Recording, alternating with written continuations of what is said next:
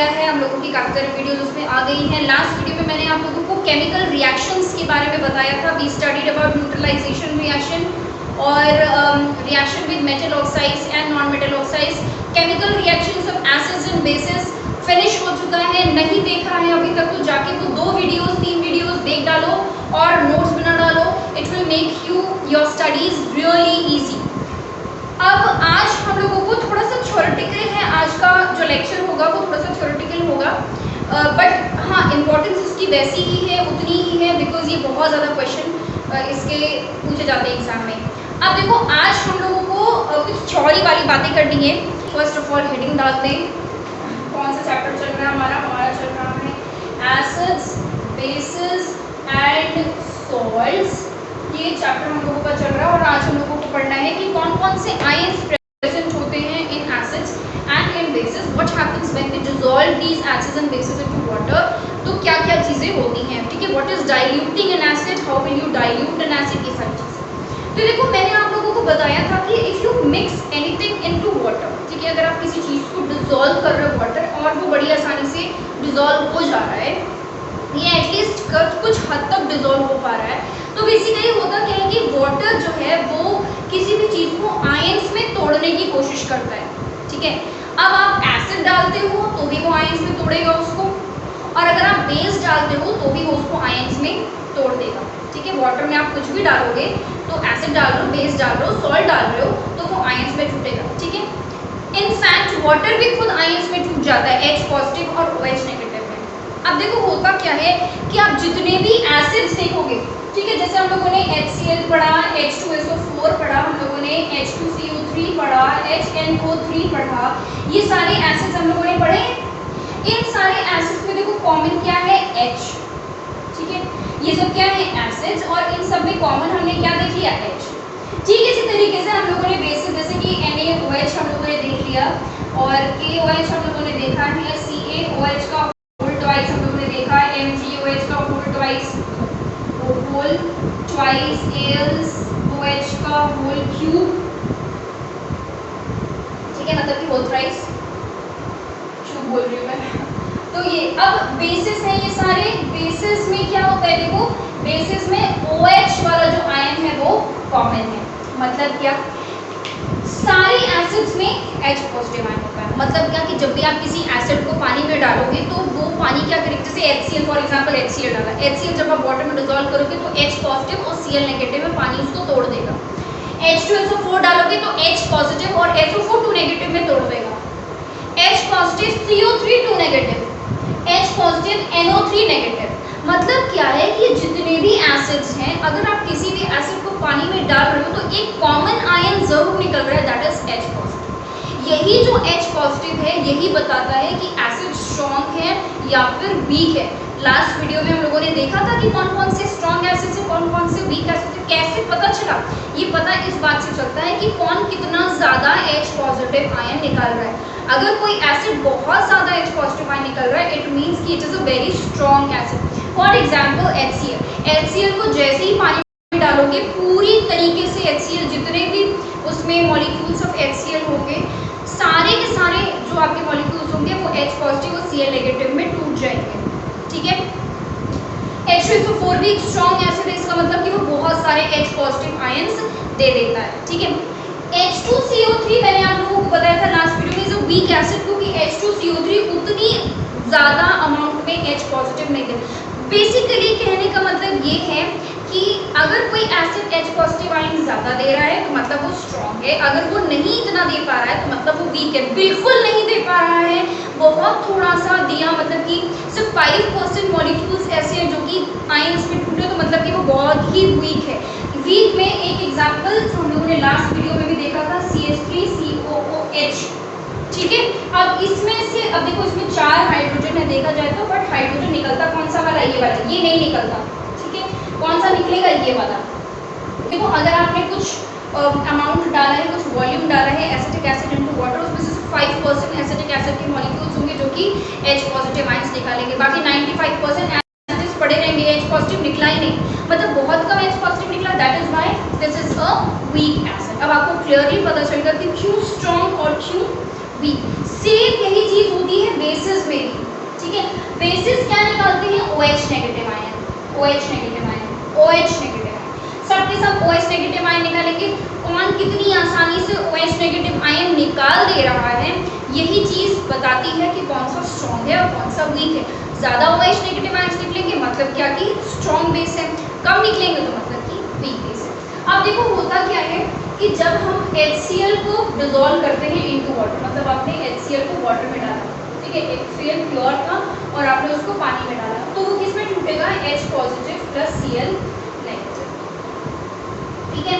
अच्छा अब देखो होता क्या है कि ये जो H पॉजिटिव आयन जो निकला है, ठीक है, अब H पॉजिटिव आप इमेजिन करो, H पॉजिटिव का मतलब क्या है कि हाइड्रोजन का एक एटम जिसने अपना इलेक्ट्रॉन खो दिया, मतलब क्या उसके पास बचा कैसे में एक प्रोटॉन, मतलब भाई हाइड्रोजन के पास एक इलेक्ट्रॉन और एक प्रोटॉन होता है, उसने अपना एक इलेक्ट्रॉन खो दिया है तभी पॉजिटिव चार्ज आया, मतलब इस हाइड्रोजन इस H पॉजिटिव के पास सिर्फ एक प्रोटॉन है और कुछ नहीं, तो सिर्फ एक प्रोटॉन बहुत अनस्टेबल है, H positive minus very very unstable, तो वो क्या करता है कि वो वाटर के मॉलिक्यूल्स को ढूंढ के उनके साथ बॉन्ड बनाने की कोशिश करता है, मतलब उनके साथ एसोसिएट होने की कोशिश करता है।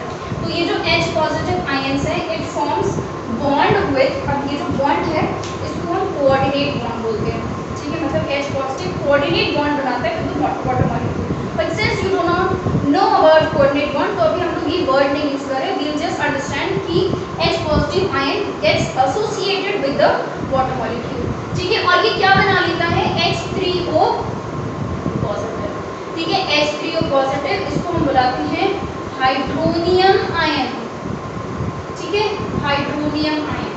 ओके, तो कई बार ये होता है कि what happens to the concentration of hydronium ion when an acid is added, when a base is added, तो इस तरीके से तो hydronium ion is nothing but H positive ion, ठीक है, हाइड्रोनियम आयन कुछ नहीं है, क्या है? H पॉजिटिव आयन, ठीक है, तो हाइड्रोनियम आयन बनता है। बेसिस में ऐसी कोई दिक्कत नहीं है क्योंकि जब बेस जैसे फॉर एग्जांपल NaOH को आपने वाटर में डाला, ठीक है, तो वो सिंपल Na पॉजिटिव और OH नेगेटिव दे देगा, OH negative is quite stable, वो पानी में एज अ नेगेटिव चार्ज रह सकता है, बट क्योंकि H पॉजिटिव नहीं रह सकता इसलिए हम वो वाटर के साथ एसोसिएट करके इट विल फॉर्म H3O, ठीक है। इसका मतलब ये भी हुआ, यहाँ से एक चीज एक और समझ में आई कि अगर आप पानी में एसिड डाल रहे हो, जो कि हम लोगों ने इलेक्ट्रोलिसिस ऑफ वाटर में पढ़ा हुआ है, we acidify the water to increase the conductivity, मतलब क्या कि वाटर में हम एसिड डालते हैं ताकि उसमें चार्जेस का अमाउंट बढ़ जाए और वो अच्छी इलेक्ट्रिसिटी कंडक्ट करने लग जाए। मतलब ये कि अगर हम पानी में एसिड डिसॉल्व करते हैं, ठीक है, तो पानी के अंदर आयंस बढ़ जाएंगे, और अगर आप वहाँ पे दो तार लगा के एक बल्ब लगा दोगे तो बल्ब जो है वो ग्लो करने लग जाएगा, ठीक है, क्यों? क्योंकि पानी में एसिड डालते ही चार्जेस में टूट गया एसिड और चार्ज बहुत ज़्यादा हो गए, तो कहने का मतलब ये है कि एक्वस स्टेट, एक्वस स्टेट ही तो बोलेंगे ना, dissolved in water, aqueous state of these acids and these basis, भाई बेस भी तो टूट रहा है चार्जेस में, तो aqueous state of these acids and basis can conduct electricity, ठीक है, और अच्छे खासे अमाउंट में। अब ये कितना इलेक्ट्रिसिटी कंडक्ट करता है कितना नहीं, ये चीज़ भी डिपेंड करती है कि भाई स्ट्रॉन्ग है या वीक। स्ट्रॉन्ग अगर कोई एसिड होगा तो उसमें H पॉजिटिव आयन ज़्यादा निकलेगा, ज़्यादा चार्जेस, ज़्यादा इलेक्ट्रिसिटी कंडक्ट करेगा। वीक होगा तो उसमें H पॉजिटिव आयन कम निकलेगा, कम चार्जेस और कम इलेक्ट्रिसिटी कंडक्ट करेगा। Okay, this is done. अब देखो होता क्या है कि जब हम एसिड को पानी में डालते हैं तो adding acid into water is an exothermic reaction, ये बहुत ज़्यादा एक्सोथर्मिक रिएक्शन है, तो इसीलिए हम लोगों को एडवाइस किया जाता है, देखो दो तरीके हैं दोनों को मिक्स करने का, या तो आप एसिड ले लो एक बीकर में और उसमें आप वाटर ऐड करो, तो क्या होगा कि क्योंकि एसिड की अमाउंट ज़्यादा है, वाटर का अमाउंट कम है, तो जो रिएक्शन होगा उसमें बहुत ज़्यादा अमाउंट ऑफ हीट प्रोड्यूस होगी, because as I told you it is an exothermic reaction, heat निकलेगी बहुत ज़्यादा, इतनी ज़्यादा हीट निकल सकती है कि हो सकता है कि बीकर फट जाए, और अभी मैंने बताया कि एसिड्स आर इनफ्लेमेबल, जलन करने लग जाएगा, जल जाएगा, ठीक है, तो इसीलिए हम प्रेफर करते हैं, we are advised to put acid into water, हम एक बीकर ले लेंगे और साइड से HCl को जो है डालेंगे वहाँ पे। मैं आप लोगों को दिखा सकती हूँ ये चीज़ कैसे, just a second. All right, किसी तरीके से मैंने जुगाड़ किया है। So see this is a beaker, ठीक है, ये एक बीकर है। मान लीजिए इसमें हमने पानी भरा हुआ है, I don't have water right now but still आप इमेजिन कर लो इसमें पानी भरा हुआ है। ऑल्सो जब हम इस पानी में जब हम एसिड डालते हैं तो हम एसिड पानी में डालेंगे पहली चीज़, और दूसरी चीज़ वॉल्स के अगेंस्ट डालते हैं। मतलब क्या, हम एसिड ऑब्वियसली ड्रॉपर्स डालेंगे। I am not having a dropper right now, maybe I have misplaced somewhere, but मान लीजिए कि ये ड्रॉपर के जैसा ही है ये, although this is a glass rod but आप इमेजिन कर सकते हो कि ये एक ड्रॉपर है, ठीक है। तो जब हम वाटर में एसिड को डाइल्यूट करेंगे तो हम क्या करते हैं, जैसे ये ड्रॉपर है तो ड्रॉपर कैसा होता है, स्क्वीज करने के लिए ऊपर एक बना होता है जिसको आप स्क्वीज करेंगे तो लिक्विड अंदर मतलब निकलेगा बाहर। तो हम क्या करते हैं, इसको इस तरीके से स्क्वीज करते हैं, मतलब कि वॉल के अगेंस्ट इसको लगा के तब हम इसको स्क्वीज करते हैं।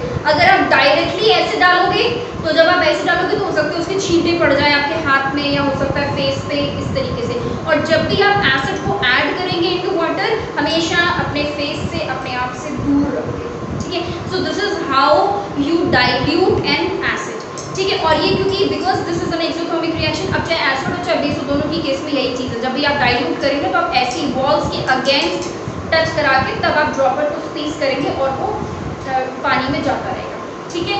और अब क्योंकि मैंने ये सारे सामान निकाल लिए हैं तो आपको एक और चीज़ बता दूं कि मैंने आप लोगों को burning of magnesium into air which forms magnesium oxide जो हम लोगों ने कॉम्बिनेशन रिएक्शन में करा था और एक्सोथर्मिक रिएक्शन में करा था। तो मैंने आप लोगों को बताया था कि वी टेक अ टोंग्स, जैसे रोटी बनाने के लिए जो चिमटा हम यूज़ करते हैं वैसा ही लैब्स में टोंग्स यूज़ होता है। मैग्नीशियम रिबन को कट कर देते हैं। अगर नहीं देखी है ये वीडियो, फटाफट जाके ये वीडियो देखो जिसमें मैंने मैग्नीशियम के को बर्न करने के बारे में बताया है कि it Burns with a white light. तो जिस टोंग्स की मैं बात कर रही थी वो ये होता है, these are the tongs, although this is dirty but ये है टोंग्स जिसमें हम कोई भी मान लो कि I have a pen here एक पेन है मेरे पास, मान लो ये रिबन है, तो हम क्या करते हैं इस रिबन को कट कर देते हैं इनटू पीसेस और हम इस रिबन को इस तरीके से होल्ड करते हैं, ठीक है।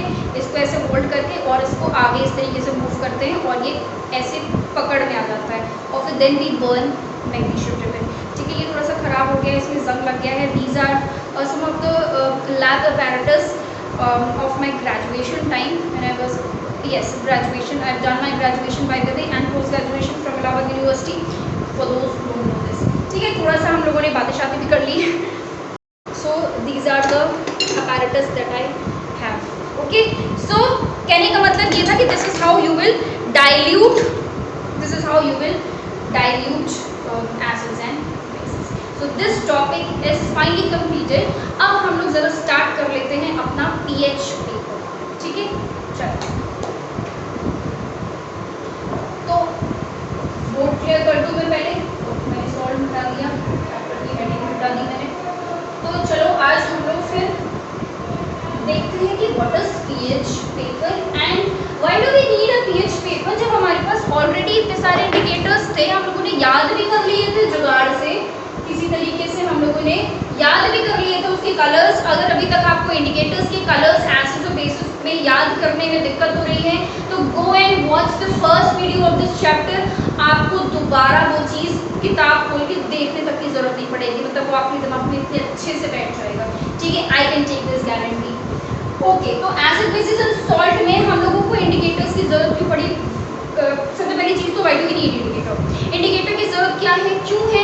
क्योंकि ये पता लगाने के लिए कि मान लो अगर कोई आपको सोल्यूशन दे दिया जाए तो हर चीज़ आप टेस्ट करके नहीं देखोगे कि अच्छा खट्टा है, कड़वा है, तो एसिड है, बेस, इस तरीके से। तो हम लोगों ने इंडिकेटर्स यूज़ किया ताकि हम कलर चेंज देख के पहचान सकें, अच्छा ठीक है ये कलर है तो मतलब एसिड है, ये कलर है तो बेस है, ठीक है। These are why indicators are used for.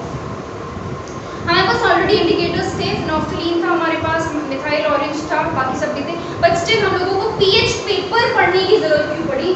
देखो क्योंकि वो जो इंडिकेटर्स हम लोगों ने पढ़ लिया है, ठीक है, जो हम लोगों ने पढ़ा है phenolphthalein, methyl orange, litmus paper, तो वो सारे जो इंडिकेटर्स होते हैं वो सिर्फ ये बताते हैं कि whether the solution is acidic और बेसिक। वो ये नहीं बताते कि जो एसिड है वो स्ट्रॉन्ग एसिड है या वीक एसिड है, वीक है तो कितना है, स्ट्रॉन्ग है तो कितना है। या बेस के केस में भी whether the base is strong और वीक, वो काम करता है ये। तो मतलब पीएच स्केल आपको ये भी बताएगा कि सोल्यूशन का नेचर क्या है, एसिडिक है, बेसिक है, सॉल्ट है, और साथ में ये भी बताएगा कि स्ट्रॉन्ग एसिड है या वीक एसिड है या स्ट्रॉन्ग बेस है या फिर वीक बेस है। अब देखो पीएच स्केल, बेसिकली पीएच का मतलब क्या होता है, पीएच का मतलब होता है full form basically potence of hydrogen, ठीक है, पोटेंस ऑफ हाइड्रोजन, और पोटेंस का मतलब होता है पावर, ठीक है, पावर ऑफ हाइड्रोजन, ठीक है। तो बेसिकली हमको यहाँ पे हाइड्रोजन के बारे में ही, मतलब पीएच स्केल जो होता है वो हाइड्रोजन के बारे में ही बताता है। तो देखो पीएच स्केल होता कैसा है, एक इस तरीके से एक स्केल होता है, ठीक है, ये आप लोग पहले भी पढ़ चुके हो, क्लास 9 8 में पढ़ा होगा। तो पीएच स्केल इस तरीके से एक स्केल होता है जहाँ पे रीडिंग्स होती हैं फ्रॉम 0 to 14, ठीक है। बीच में आता है आपका 7, 0 से 7 के बीच में अगर कोई रीडिंग आती है, अभी कैसे रीडिंग आएगी वो भी बताएंगे। 0 से 7 के बीच में अगर कोई रीडिंग आती है तो मतलब क्या है, एसिडिक। 7 to 14 के बीच में अगर कोई रीडिंग आती है तो मतलब क्या है, बेसिक। 7 आती है तो मतलब न्यूट्रल, ठीक है, तो मतलब क्या है, न्यूट्रल। अच्छा, समझ में आ गई की बात, ठीक है। देखो पीएच जितना कम होगा, ठीक है, सोल्यूशन उतना ज्यादा एसिडिक होगा। मतलब अगर किसी का पीएच 1 आ रहा है तो भी वो एसिडिक है, अगर किसी का पीएच 5 आ रहा है तो भी वो एसिडिक है, पर दोनों में से स्ट्रॉन्ग कौन सा है, 1। पीएच जितना कम उतना ज्यादा सोल्यूशन एसिडिक होगा। यहाँ पर पीएच जितना ज्यादा उतना ज्यादा सोल्यूशन आपका बेसिक होगा। मतलब क्या कि जब हम यहाँ से यहाँ जाते हैं तो जो बेसिक नेचर है वो क्या करता है, इंक्रीज करता है। जब हम यहाँ से यहाँ जाते हैं तो जो एसिडिक नेचर है वो क्या करता है, इंक्रीज करता है। अंडरस्टूड, समझ में आया। तो ये है आपका पीएच स्केल। अब इसमें बेसिकली होता क्या है, मतलब आपको मैं एक्चुअली एक्सप्लेन कर दूँ, मेरे पास पीएच पेपर है नहीं, मैंने आपको जरूर दिखाती। पीएच पेपर आपकी बुक में बना हुआ एकदम कलरफुल सा, मतलब एनसीईआरटी में बना होगा, एक कलरफुल से एक बैंड बना हुआ है, स्केल बना हुआ है, उसमें बहुत सारे कलर्स हैं, मतलब प्योर के सारे कलर्स उसमें हैं। तो बेसिकली होता क्या है कि एक छोटा सा पतली सी स्ट्रिप आती है पीएच की, आप उस पर अपना सोल्यूशन का 1 ड्रॉप या 2 ड्रॉप डालो, तो सोल्यूशन जब आप डालोगे तो वो कलर चेंज करता है। अगर उसमें रेड किया है तो जो आपका स्केल है पीएच स्केल, उसमें देखो कि रेड कौन सा रेड मैच कर रहा है, तो वहाँ पे आपको पता चल जाएगा कि रेड नंबर में मतलब वो डार्क रेड है तो हो सकता है 1 या 2 के आसपास, थोड़ा सा लाइट रेड हो सकता है कि 3 और 4 के आसपास, थोड़ा सा ऑरेंजिश येलोइश हो तो मे बी 5 to 6 के आसपास, 6 to 7 के बीच में, ठीक है। इस तरीके से कलर्स पे डिपेंड करता है, हम कलर्स से मैच कराते हैं कि कौन सा मतलब पीएच की वैल्यू आपकी कितनी होगी अप्रॉक्सीमेटली। सेम यही चीज़ यहाँ पर, मतलब जैसे जैसे आप इधर आते जाओगे वैसे वैसे कलर आपका ब्लूइश पर्पलिश होता जाएगा, ठीक है। So this is how we measure pH scale, ठीक है। पीएच सोल्यूशन भी आता है जो कि लैब्स वगैरह में यूज होता है। PH paper is the most convenient one, जो कि आप लोगों ने लैब्स में यूज किया भी होगा, या नहीं किया तो आगे कर लोगे। I hope this is clear. मैंने क्या बोले, पतली सी स्ट्रिप दी जाती है जिसमें आप सोल्यूशन डालोगे, और एक और स्ट्रिप होगी, वहाँ जाके आप मैच करोगे कि सोल्यूशन डालने के बाद पीएच का जो स्ट्रिप है उसका कलर क्या है। If it is read it means acidic, if it is blue और वॉयलेट तो इट मीन्स कि इट इज बेसिक। तो ये हो गया आपका पीएच स्केल के बारे में। अब देखो बेसिकली पीएच स्केल करता क्या है, कैसे पता चलता है उसको कि कौन सा एसिड है कौन सा बेसिक। तो पीएच स्केल जो है वो मेजर करता है आपका H पॉजिटिव आयंस, ठीक है। हाइड्रोजन दिखा है ना, पावर ऑफ हाइड्रोजन, तो वो हाइड्रोजन के आयंस को मेजर करता है। आप जैसे जैसे यहाँ से यहाँ आते जाओगे H पॉजिटिव आयन का जो कॉन्सेंट्रेशन है वो डिक्रीज होता जाएगा। मतलब क्या कि भाई कोई अगर बहुत अच्छा एसिड है तो मतलब उसके पास H पॉजिटिव आयन ज़्यादा है, तो इसलिए यहाँ पर, ठीक है, H पॉजिटिव आयन बहुत ज़्यादा है, बहुत स्ट्रॉन्ग एसिड यहाँ पर। जैसे जैसे H पॉजिटिव आयन का कॉन्सेंट्रेशन कम होता जाएगा, एसिडिक नेचर कम होता जाएगा, इसलिए पीएच घट रहा है आगे आगे बढ़ते बढ़ते। Once you cross this limit of 7, neutral वाला जो लिमिट आप जब क्रॉस करोगे तो उसके आगे क्या हो गया, H positive ion is decreasing, concentration is decreasing, ठीक है। तो वो ऐसे ऐसे आगे बढ़ते बढ़ते वो बेसिक नेचर में पहुंच जाता है। So this is how pH scale works, ठीक है। इससे ज़्यादा आपके पीएच स्केल में वैसे तो पीएच स्केल के बारे में, इन सब चीज़ों के बारे में इतना एग्जाम में नहीं पूछा जाता, but these are the basics which you should know कि किस वैल्यू पे। अब इस पर ये पूछा जाता है कि मान लो 4 सोल्यूशन दे देंगे, उसमें पीएच बता देंगे और आपसे पूछ लेंगे कि which is the most acidic, which is the most basic, इसमें से न्यूट्रल कौन सा है, ये सब। अब न्यूट्रल के एग्जाम्पल जैसे आपका वाटर, ठीक है। be it will have pH value of 7 और वो न्यूट्रल है। सॉल्ट, अगर कोई न्यूट्रल सॉल्ट है जैसे NaCl, उसका pH कितना आएगा 7। अगर कोई एसिडिक सॉल्ट है, जैसे हम लोगों ने एसिडिक और बेसिक सॉल्ट्स पढ़ लिया, तो अगर कोई एसिडिक सॉल्ट है जैसे आपका हो गया कॉपर सल्फेट, ये कैसा है एसिडिक, तो उसका pH थोड़ा सा 7 से कम होगा। 7 से ज़्यादा जैसे आपका बेसिक सॉल्ट Na2CO3 के बारे में हमने पढ़ा था, NaHCO3 जो बेकिंग सोडा भी बोलते हैं, उसका भी pH कैसा होगा 7 से थोड़ा सा स्लाइटली ज़्यादा होगा, मतलब कि बेसिक के टच में हल्का सा आ रहा होगा। तो this is about pH scale. अब हम लोगों को कुछ pH वैल्यूज कुछ चीज़ों की पता होनी चाहिए। मैं अब इसको मिटा दूँ, मिटा देते हैं, ठीक है, जैसी आपकी इच्छा। चलो मिटा देते हैं। उसके बाद फिर अब हम लोग नेक्स्ट, थोड़ा सा थ्योरी है यहाँ पर, but as I told you it is important, ठीक है। चलो देखो, सबसे पहली चीज़ तो आपको पता होना चाहिए कि ब्लड का pH कितना होता है, ठीक है। कुछ pH वैल्यूज हैं और कुछ pH पे थ्योरी, कुछ पॉइंट्स पूछे जाते हैं, मतलब pH पे यही सारी जो अभी मैं बताने जा रही हूँ वही पूछा ही जाता है। एग्जाम पॉइंट ऑफ व्यू से ये वाला पार्ट इज मोर इम्पोर्टेंट। तो ब्लड का pH अगर आपसे पूछेगा तो आप बताएंगे 7.6, ठीक है। स्लाइटली एल्कलाइन या स्लाइटली बेसिक होता है हमारा ब्लड। देखो हमारी बॉडी में जितने भी फ्लूइड्स होते हैं, ठीक है, जितने भी फ्लूइड्स होते हैं सबके सब हल्का सा बेसिक नेचर के ही होते हैं, एक को छोड़ के, दैट इज HCl, ठीक है। I will tell you about it. तो ब्लड हो गया हमारा 7.6 pH इसका होता है। दूसरा एसिड रेन, एसिड रेन का pH जो होता है it is less than 5.5 you can say. अब देखो अगर बारिश के पानी का pH, ठीक है, 5.5 से कम हो गया, इट मीन्स कि वो बारिश का पानी अब एसिडिक हो गया, इसलिए हम उसको बोलते हैं एसिड रेन, ठीक है, एसिड रेन बोलते हैं। अब जरा मैं यहाँ पर थोड़ा सा डिटेल में आ गया है टॉपिक, तो हम बता ही दें कि एसिड रेन बनता कैसे। देखो अभी समझ में आ जाएगा क्लियरली, क्योंकि हम पढ़ चुके हैं इसके बारे में थोड़ा थोड़ा। देखो एसिड रेन कैसे बनता है, मतलब how does the rain gets acidic, water कैसे एसिडिक हो गया, बारिश के पानी का एसिड का वाटर कैसे एसिडिक हो गया। देखो जो इंडस्ट्रीज से जो पोल्यूशन, जो गैसेस निकलती हैं, कौन कौन सी गैसेस होती हैं वो, जैसे नाइट्रोजन गैस निकली, ठीक है, नाइट्रोजन गैस निकलती है, it combines with oxygen into nitrogen gas, it will combine with oxygen to form nitrogen dioxide, ठीक है। तो नाइट्रोजन गैस जो निकलती है आपके इंडस्ट्रीज से, सल्फर जो निकलता है आपका इंडस्ट्रीज से, तो ये भी कंबाइन करता है ऑक्सीजन से और क्या बना लेता है SO2, ठीक है, sulphur dioxide. This sulphur dioxide if it further combines if it further combines with oxygen it will form SO3. So these are the three types of gases which are formed when industries releases harmful gases, ठीक है। तो उस time पर these three types of gases, harmful gases are formed in the atmosphere. ये जो gases है, ये तीनों types of, these are the main three gases, ठीक है। ये तीनों जो gases है ये एटमॉस्फेयर में बनी रहती है, ठीक है, जब तक बारिश ना हो। अब देखो आप लोगों ने जब chemical reactions of acids and bases पढ़ा तो उसमें आपने देखा कि metal oxides are basic in nature and non metal oxides are acidic in nature. अच्छा, ये जितने भी ऑक्साइड्स हमने लिखे हैं ये सब कैसे हैं, these are all acidic in nature, सबके सब नॉन मेटल ऑक्साइड। देखो nitrogen is a non metal, उसका ऑक्साइड कैसा होगा acidic, this will also be acidic, this is also acidic. ये सब तीनों के तीनों कैसे हैं एसिडिक इन नेचर।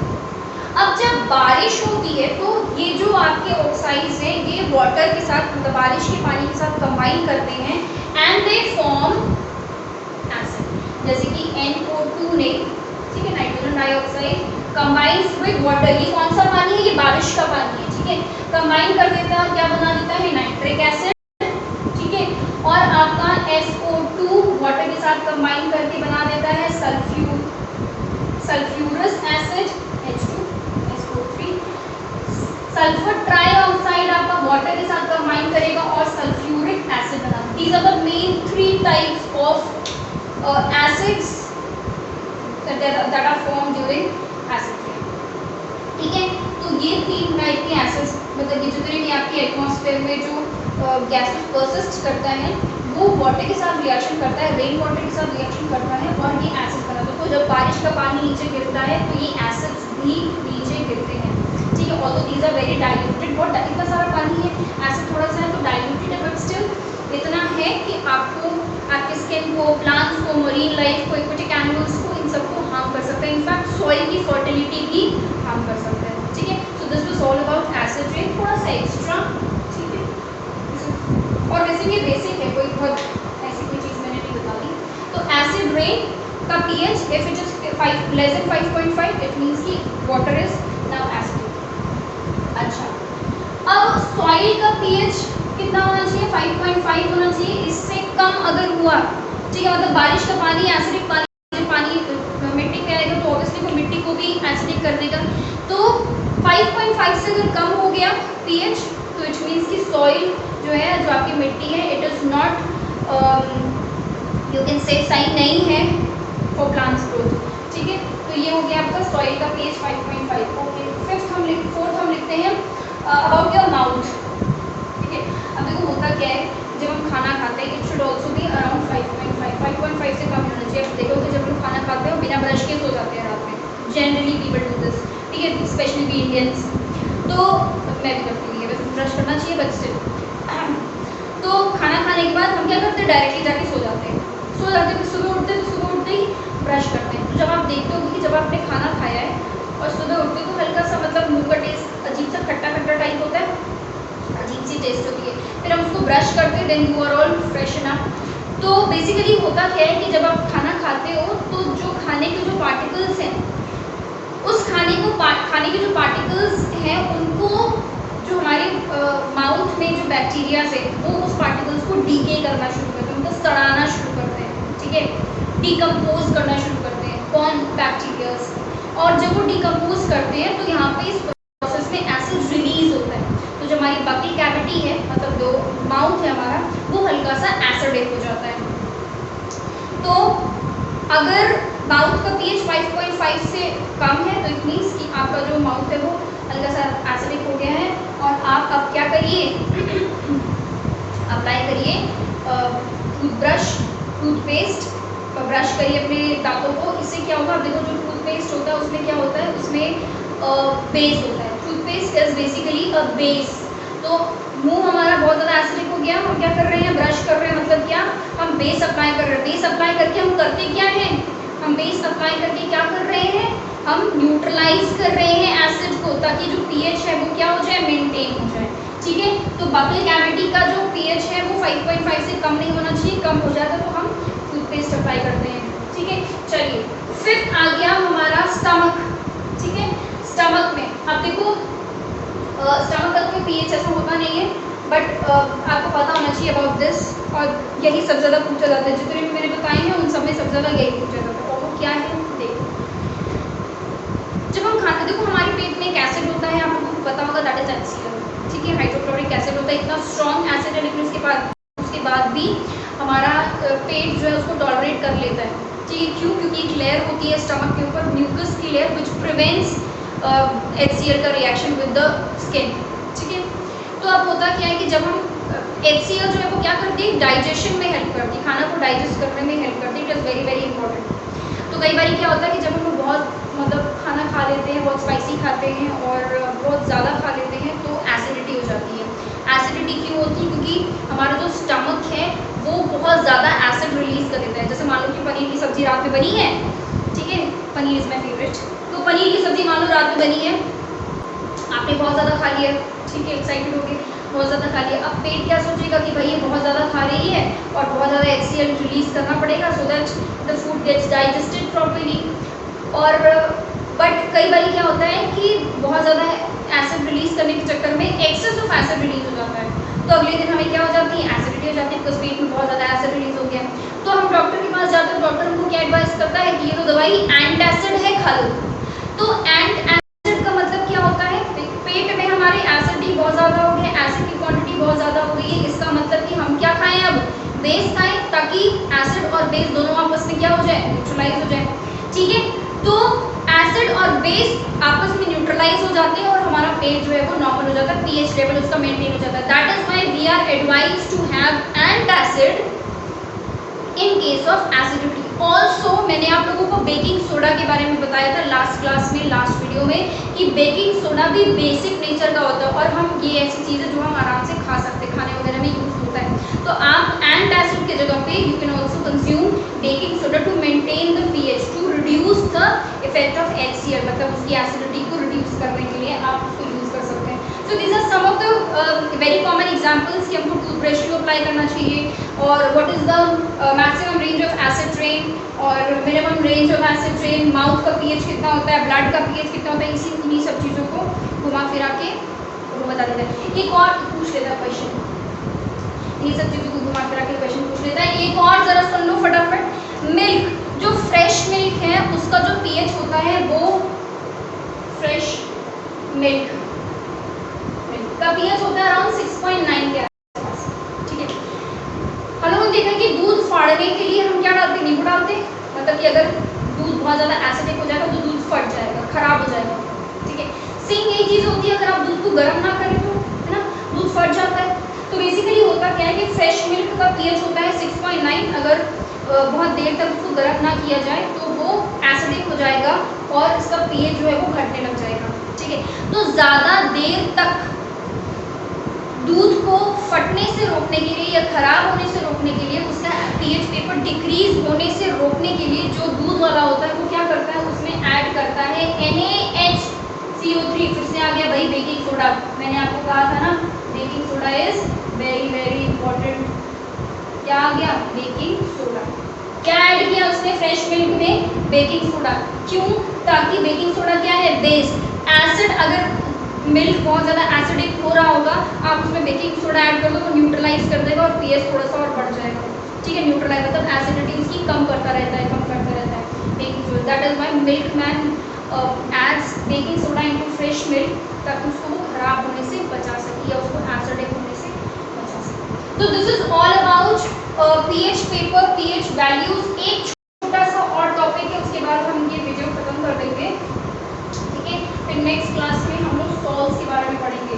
अब वो चीज़ क्या है कि यू शुड नो, जहाँ से 1 मार्क का क्वेश्चन ज़रूर आएगा, डेफिनेटली आएगा, वो ये है कि जो हमारे कॉमन सोर्सेज है ऑर्गेनिक सॉल्ट्स, ऑर्गेनिक एसिड्स के, ठीक है, जो कि आपकी NCERT में भी दिया हुआ है और वहाँ से 1 नंबर का क्वेश्चन डेफिनेटली आता है, ठीक है। इसको वेरी वेरी वेरी इंपॉर्टेंट लिख लेना, ठीक है। अब वो क्या है, देखो जैसे विनेगर में कौन सा एसिड होता है, एसिटिक एसिड,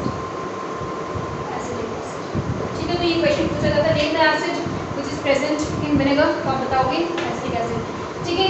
या फिर आप ये बोल सकते हैं, ये इस तरीके से पूछ सकता है कि एसिटिक एसिड कहाँ पाया जाता है, तो आप बताओगे विनेगर।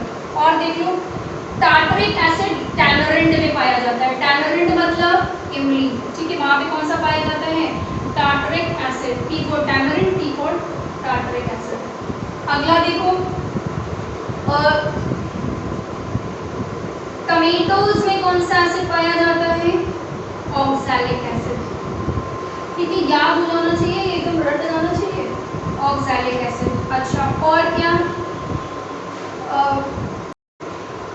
लेमन, लेमन में कौन सा एसिड पाया जाता है, सिट्रिक एसिड, ठीक है, सिट्रिक एसिड पाया जाता है, लिख लो इसको, वैसे कोई बुक में लिखा हुआ है।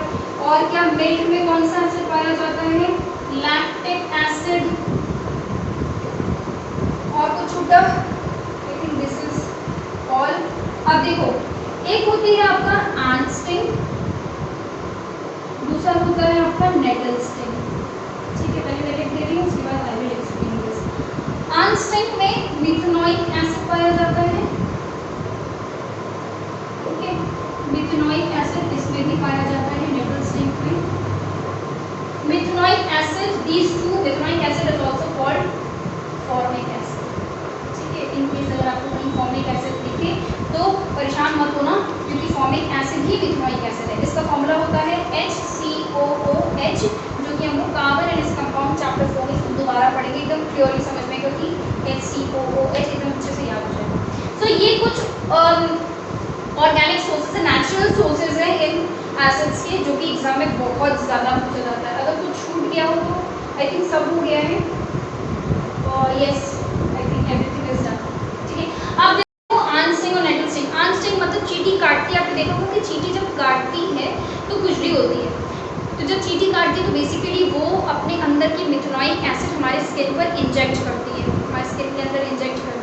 और हम उसको खुजला के क्या करते हैं, डाइट मतलब ये कैसे तो फैला देते हैं ताकि वो एक ही जगह पे रहेगी तो थोड़ी सी इन्फ्लेमेबल भाई एसिड है, थोड़ा सा जलन करता है तो हम उसको खुजलाते हैं। नेटल स्टिंग में भी यही होता है। नेटल्स आर एक जंगली पौधा होता है जिसमें मतलब जिसकी पत्तियाँ जो होती हैं उसमें से तीखी तीखी पत्तियाँ होती हैं। तो नेटल स्टिंग अगर वो कहीं पर लग जाए तो उन स्टिंग्स पे भी उस तीखे तीखे पत्तियों के लीव्स के जो तीखे तीखे कार्टेज होते हैं उसमें मेथनोइक एसिड होता है, वो भी अगर कहीं लग गया स्किन में तो वो मेथनोइक एसिड इंजेक्ट होता है, हो जाता है हमारे स्किन में, ठीक है। तो हल्का सा जलन करता है क्योंकि ऑब्वियसली एसिड है, इन्फ्लेमेबल है। सो ऑल राइट, तो ये हमारा थ्योरी वाला पार्ट अबाउट पीएच स्केल और एसिड्स फाइनली खत्म हो गया। अब हम लोगों को स्टार्ट करना है नेक्स्ट वीडियो से सॉल्ट्स।